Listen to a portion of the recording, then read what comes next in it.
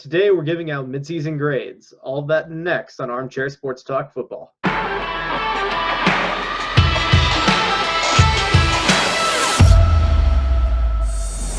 All right, welcome back. My name is Sean Hicks, so let's go ahead and jump into midseason grades. Well, like a week after midseason, but we're still close enough to the midterm. It's fine. First, apologies for the video being a little darker. I am currently on transit from Dallas to Atlanta, so I don't have a place to fully live until next week, but we'll get that all settled next week.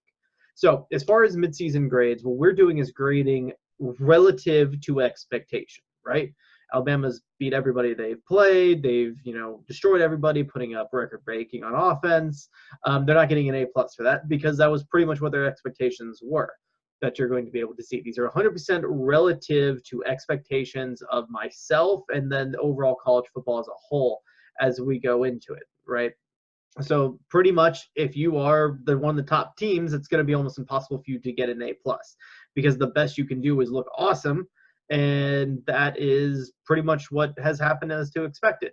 So consider that as we go out. Right now, we're going to give a C+ to a team that is 100% flat meet expectations.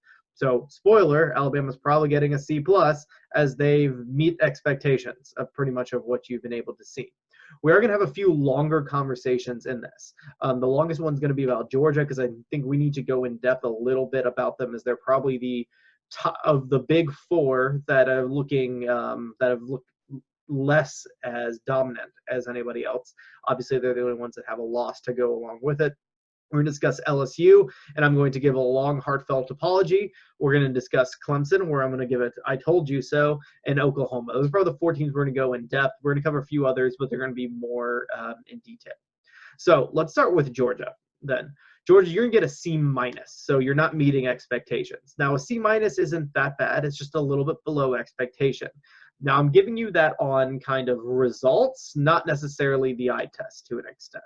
From a result standpoint, you lost to a really fluky game to South Carolina that you had no business losing. That was like a must-champ special. They had like a 6% win expectancy on it. And it had all the recipes of flukiness to go along with it. That happens. Pittsburgh beat Clemson a few years back. This is pretty common, right? Army almost beat Oklahoma last year. This is common of playoff teams. They'll get in games, stupid stuff happens. It's either way closer than they expected, or they lose, and then they can come in and compete in the playoffs. Fine. Ohio State 2014 and Virginia Tech comes to my mind as well. So, okay, no problem on that second point. It sucks you to lose a game, but just went on out. It only meant that you lost any room for error on that standpoint.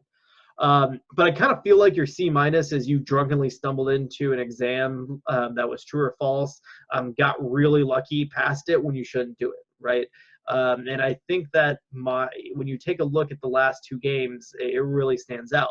In their season as a whole, you come in, you just dominate everyone, you look like everyone expects. You play Notre Dame in a good, close-fought Notre Dame game. You win by 6 at home, at night. Good win all around. I think everyone kind of meet expectations of what you saw there. But we had some questions at that Notre Dame game. They're like, yeah, but there were some concerns about about the offense, kind of the play calling a little bit. Maybe this is just still early season. Things happen. One game, don't want to go too far into it. And then games keep rolling on, and you get to the South Carolina game, and then you get to the Kentucky game. And I think we're at this point we can have enough of a theme.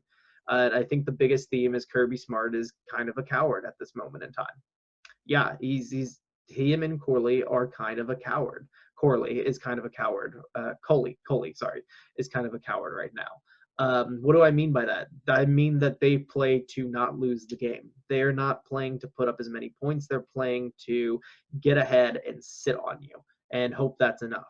And they lost because of that. The losing to South Carolina was 100% directly related to them not having the killer instinct and frankly not having the play calling balls that they needed to be able to win. Me and Brandon discussed this in detail when we talked about the 4th and 1, 4th and a half inch to win the game, settle it on their own on the Notre Dame 30-yard line or something like that. Instead, they kicked a field goal and gave Notre Dame a chance to win the game. We talked about how their run percentage was so high that there was a lot of concerns with that. The problem is it worked, right, when you're just blowing over teams. But we had questions. What happens when you run to a team that didn't? They ran into Notre Dame. They played it very conservatively throughout the game, but they did have a lead pretty much throughout of it. And I kind of wonder if that fumble that they had on the punt return has broken them a little bit, because that was really Notre Dame's only score of the game. Now let's flash forward into what we see from an offensive perspective. You see an offense that has no guts, no creativeness in play calling, and that is trying to, I'm going to run the ball and try to be able to beat you. What happened against South Carolina? Well, from an offensive standpoint, a couple things. First, they played on the outside receivers. They played press coverage, and they shaded help to tight end, help the middle of the field against deep seam routes.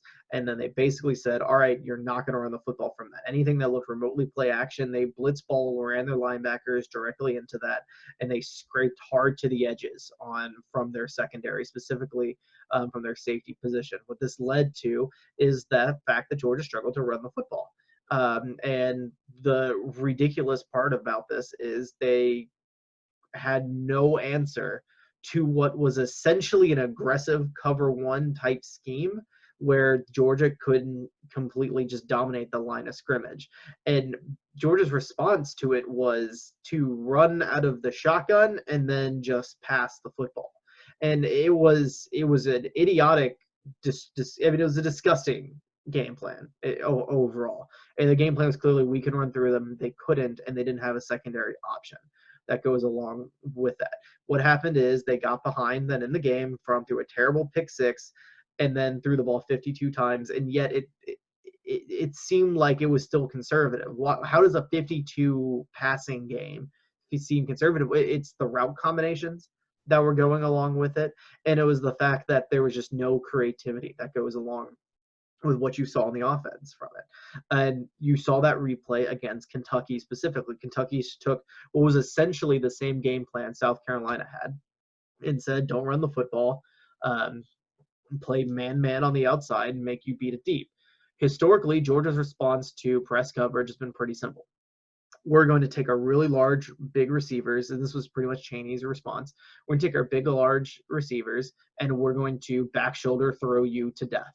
And you had Fromm, who throws probably the best back shoulder throw in the country, and they had big, tall, athletic receivers who constantly made incredibly tough catches to be able to do that.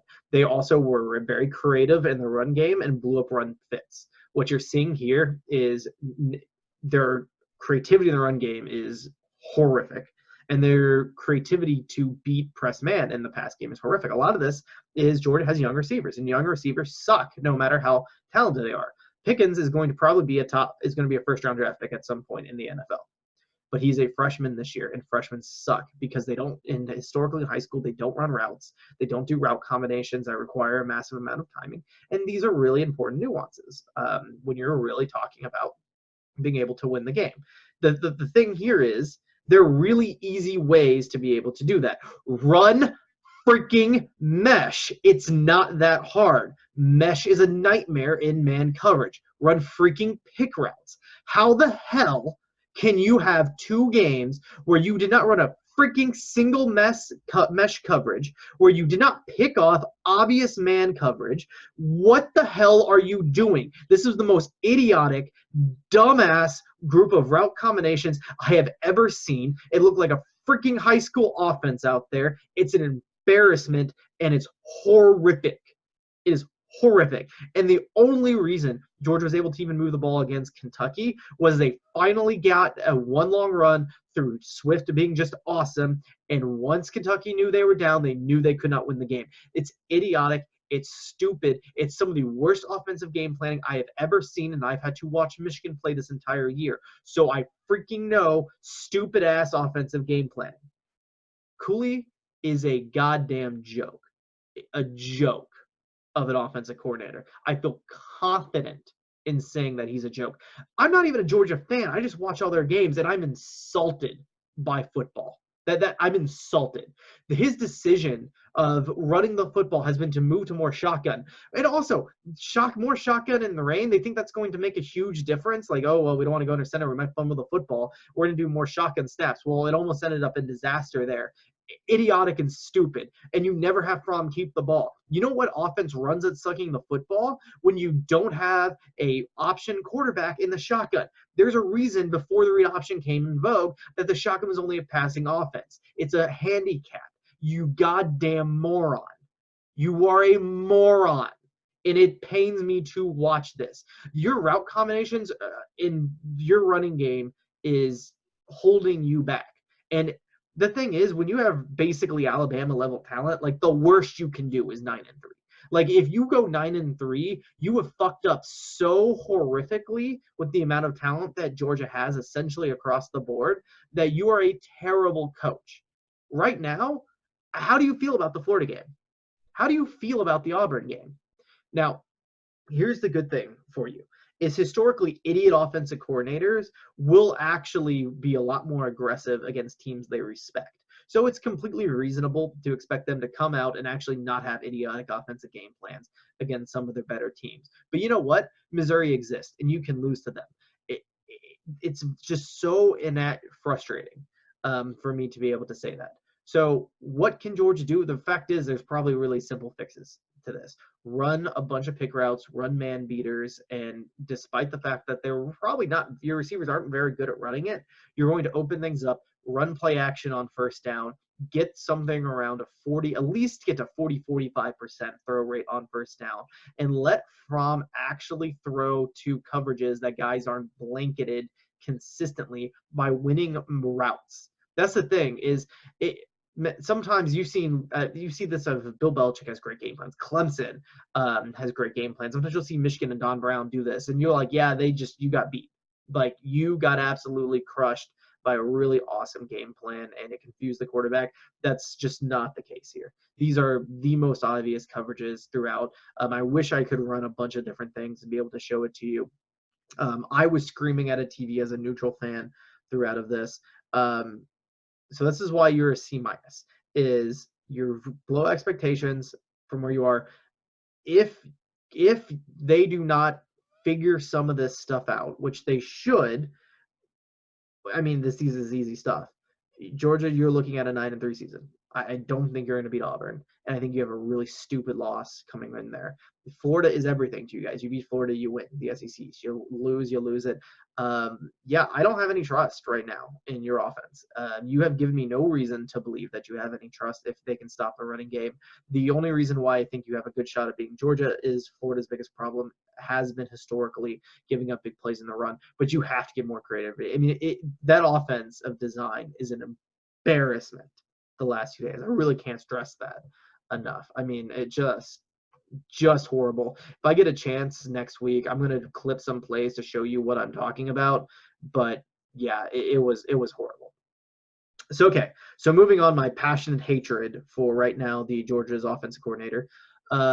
Michigan gets a D. I'm not going to go in more detail about it. Our offense has been terrible. We actually should have won Happy Valley. We got screwed by some ref calls, which happens at a whiteout. I'm not even really surprised. And got down 21 quickly, fought back. Very proud of being able to do that. You get graded on what you did. You get a D. I do think they have a chance to beat Notre Dame, which could turn the season around a little bit, but you're out of the Big Ten race. Now you're just playing spoiler. So yeah, the Ohio State, you get an A. Absolutely. You don't get a full A+ because you haven't really been a top 25 team. You do what I think you're going to do to Wisconsin this weekend. You get a full A+. You've been by the eye test, you and LSU have been the best looking teams by far in the nation. It's not close. You have your defense is best in college football and SP Plus rankings. Your offense is number 3. The only problem you have is Fields takes too many sacks. You've really figured out how to run the football again. I don't know what else to tell you, that you've been the best team in college football so far, and I hate you. LSU. And apologies to every LSU fan. Apologies to Coach O. Apologies to Tiger Nation. I could not have been more wrong on the LSU Tigers. I called you my most overrated team. I said you in Texas was the overrated bowl, and I was only right about one of those. You and Ohio State have looked like the best team. You get an A plus. I don't really know what else to say. Joe Burrows has probably been the most impressive player in the nation. I don't know if he will win the Heisman. He's probably going to have to beat Alabama and go and win the SEC West, which is still going to be a tall order. But I don't know how you don't think he's a Heisman candidate. I've never seen an offensive turnaround like this to completely change their system, and it worked fantastically. They get their awesome playmakers the ball in space consistently. Obviously, Burrows has been amazing. They've done a great job protecting him. At times, they don't protect him. It's not a whole fail offensive line problem. It's usually one guy getting through, and Burrows has done an excellent job of still making plays with that, which is a huge ability to be able to have, is to rescue that. Beating Texas on the road is an impressive win, even if I think Texas is mediocre, really. And then, of course, Florida at home. I mean, that game wasn't as close. Florida somehow kept scoring on you guys. And a lot of it was awesome plays by Florida. Like, didn't make me think bad about your defense. It's like, wow, Florida's really making some plays here. Once that got turned off, which was a matter of time, really, teams just can't keep that up for 60 minutes. You really put the screws to them. You were pretty much unstoppable the entire time on offense. Like, the only mistake you probably made is not going for it on 4th and 1 on your own 30 because you were unstoppable. You've been the best team. The defense has been leaky a little bit at times, but I think even then it's getting better. Again, Florida State, against Florida, you were in most of those positions to make plays on balls. Just Trask and their receivers made some plays a lot of times, and you got them the 3rd down, and it looked very much like if you ran that game back, that they would be lucky for it to not be a blowout. I mean, that's truly how it looked like. Yeah, I mean, you expect it to get better. Do I think Alabama is going to put up a hell of a lot of points against you? Yeah, I think Alabama's going to put up a hell of a lot of points against you. Do I think you're going to put up a lot of points against Alabama? Yeah, I think you're going to put up a lot of points against Alabama. I think this is by far the best team that you've had in years. I think you're set up to be able to actually win the SEC West. I'm very fascinated to see the Auburn matchup this week, as Auburn, of course, really struggling on offense, but really does have a great defense. I think if any team can probably match you athlete to athlete, Auburn is that team to be able to do it. I want to be able to – it's going to be on the road in a crazy environment. I think you're going to win the game. I don't know if you'll cover. I think it's like a 14-point spread. But listen, if you beat Auburn on the road by like 10 points, that's a freaking awesome win. It's almost boring to apologize and talk because you've been so good in every single way. I think the way that you stop your offense is you have to get pressure with the front 4 and play coverage. I do think if you're able to do that, Joe Burrows can turn the ball over. He's a bit of a gunslinger. But how much is that going to really happen? Like I said, besides Auburn, I don't see a team on your schedule that's going to be able to do that with any consistency. Like to see the run game getting going a little bit more, but I mean, that's pretty much a nitpick. Don't give up big plays on defense, and I think you're going to be tough. I think you're going to be tough to be able to do it. At this point, it's hard to imagine anything worse than 10-2 in a top 5 SP plus ranking. I mean, I think that's where you're headed to. And because LSU fans, if you think 10-2 is bad, no, 10-2 is amazing, and that's just kind of the way math ends up working. Do you think that's what I'm going to pick you for? No, I think probably 11-1 is the way to go. You've converted me. I'm a believer in LSU and this team. I can't believe Cajun Brady Hoke has kind of pulled off what he's done. So, Alabama, I mean, I'm going to give them a C. I'm not going to quite give them a C plus because their defense has been a little leaky. They had a game against Tennessee, though that was a little fluky. I mean, they really dominated that game. It was more of against expectations. And in defense, really, you have a lot of excuses. A lot of injuries really hurt there. You're gonna get a C on that. Florida is probably one of the other teams I'm going to give a pretty good grade to, a B plus. I called them the potential breakout, but concerned with some of the offseason issues that they had.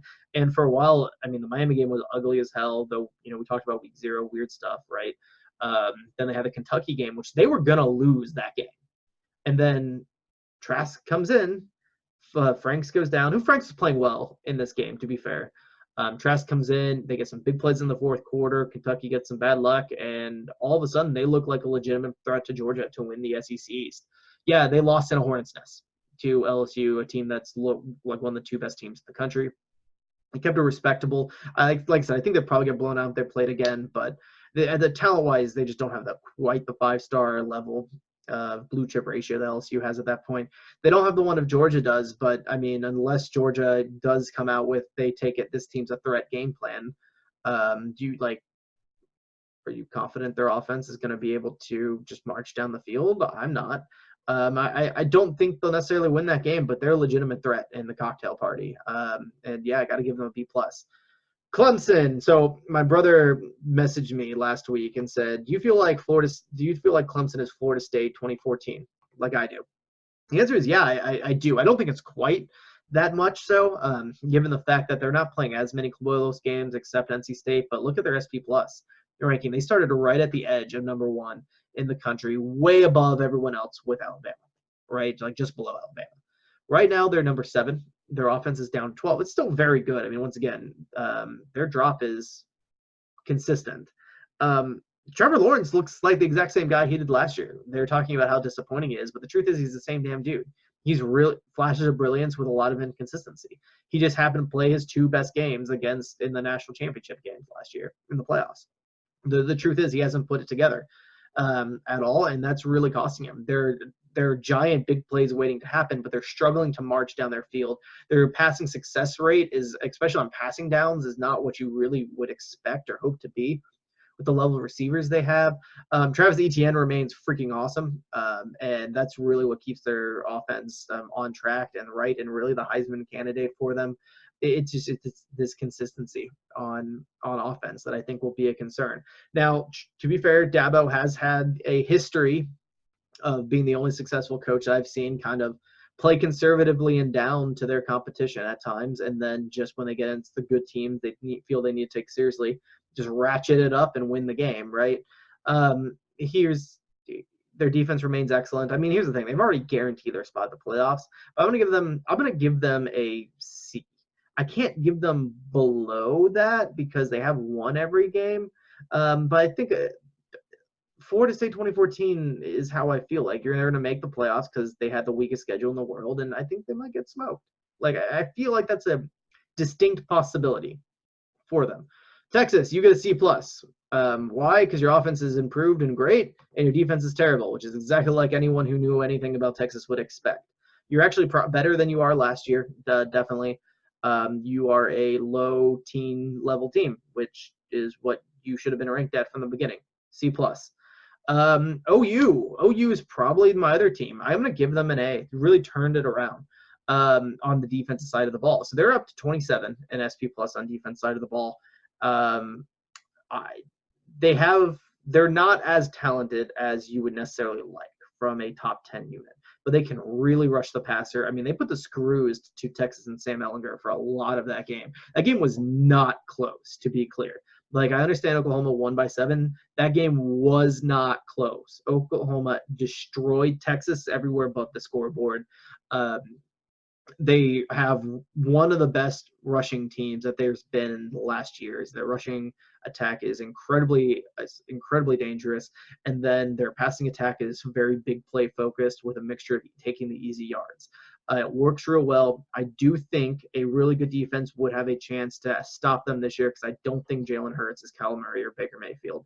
I understand that he's putting up numbers that are similar like that, but you saw against Texas that if he has to progress at all, it's just not a strength of his to be able to progress. Now, luckily, Lincoln Riley is a genius, and he doesn't have to do that very often.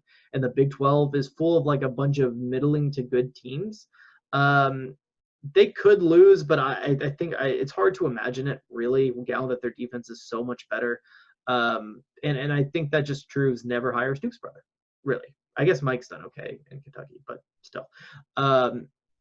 Yeah, it's a huge team that's gone better. CJ Lamb is ridiculously good, and they're so much fun to watch. Just as a team, you know, I really wish to an extent they weren't in the Big 12 because I'd love to have them play, you know, defenses that are superior on a better motion because I think they would still torch good defenses. I make no mistake, but I would really love to see it. I really want to see them and Iowa State play. Like that's the matchup that I'm interested and really want to be able to see.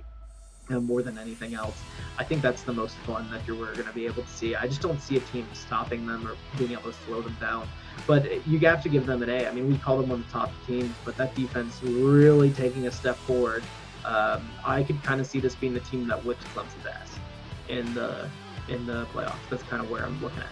All right, guys, let me know what you think by dropping in comments below. Don't forget to like this video, subscribe to future episodes. Make sure you share this on Facebook, and make sure you let everyone know. Follow Armchair Sports Talk Football. We'll see you next time.